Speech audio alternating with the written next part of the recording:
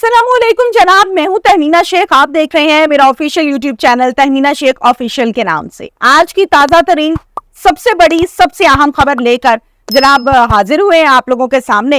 अनीला की जब हम बात करते हैं, मैंने आपको अपने लास्ट व्लॉग्स में ये बात बताई थी कि अनीला जो है उसने अल्हम्दुलिल्लाह बच्चे को जन्म दिया और जन्म देने के बाद कानून के मुताबिक 2 हफ्ते तक खातून जो है वो रेस्ट करती है, फिर उसको अरेस्ट किया जाता है।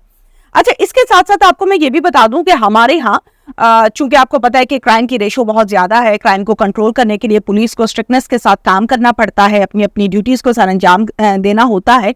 तो 9 से 10% मुलजिम ऐसे लोग होते हैं या मुलजिमा ऐसी होती हैं जिनको पुलिस की जानिब से रिलीफ मिलता है। फॉर एग्जाम्पल अनीला जैसे कि प्रेग्नेंट थी, उसने बच्चे को जन्म देना था, तो पुलिस की जानिब से इसको रिलीफ मिला कि चले अगर ये फारिग हो जाती हैं फिर हम इनको अरेस्ट करेंगे। नॉर्मली हर मुलजिम के साथ ऐसा सलूक नहीं होता, बहुत कम खवातीन होती हैं जिनके साथ ऐसा कोई स्पेशल कोई सॉफ्ट कॉर्नर रखा जाता है, कोई रिलीफ दिया जाता है। चले इन लोगों को दे दिया गया रिलीफ। और मेरी इल्म में ये बात भी सामने आई है कि अनीला जो है उसने कोर्ट से, अदालत से अपनी बेल करवा ली है।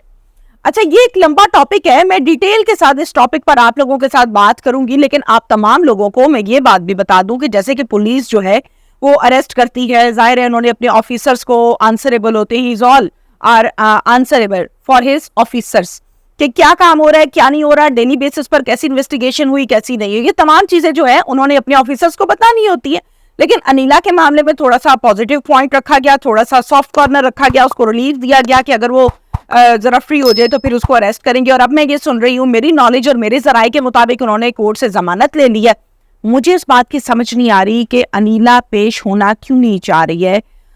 जब पेश होने की बात आती है तो कहा जाता है इस फैमिली की जानिब से, यानी मुलजिम फैमिली, उस्मान की फैमिली की जानिब से कहा जाता है कि जनाब क्यों इल्जाम लगाए जा रहे हैं जी, इसके कोई नजायज ताल्लुकात नहीं थे, इसने कुछ नहीं किया, she is not involved in murder, ये मर्डर में शरीक नहीं है। अनीला भी यही कहती है। लेकिन अगर आप नहीं भी है, मान लिया, तो आप शामिल तफ्तीश होने से घबराती क्यों है, आप डरती क्यों है?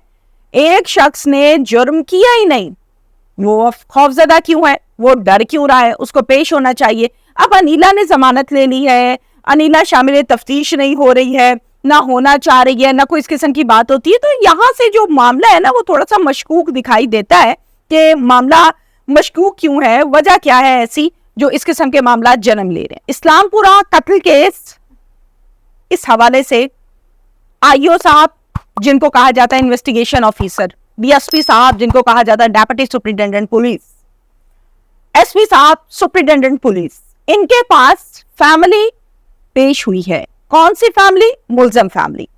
अच्छा, इनको बार बार अप्रोच किया जा रहा है, कभी आईओ साहब को अप्रोच किया जाता है, कभी डीएसपी साहब यूसुफ भट्ट साहब को अप्रोच किया जाता है, कभी एसपी इन्वेस्टिगेशन है उनको अप्रोच किया जाता है कि जनाब हमारी कोई बात सुने।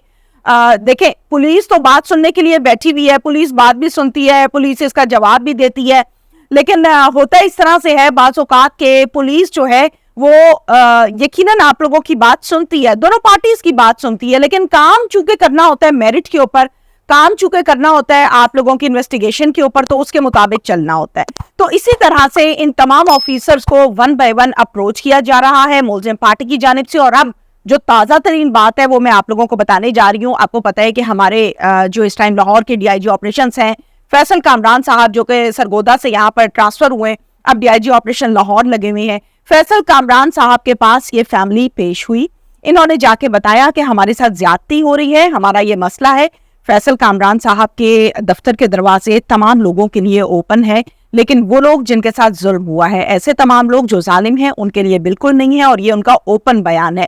मैंने फैसल कामरान साहब के साथ बेशुमार प्रोग्राम्स किए हैं जब वो सरगोदा में तैनात थे, और he is very dead officer, dead honest, तो काम करते हैं मेरिट की बुनियाद पर, बहुत अच्छे ऑफिसर हैं, बहुत से प्रोग्राम्स किए, और प्रोग्राम्स की हद तक जितना मैं उनको जानती हूँ, मेरी उनके बारे में यही राय है कि वो आपका काम जरूर करते हैं, वो आपके साथ खड़े हैं अगर आपके साथ ज्यादती हुई है।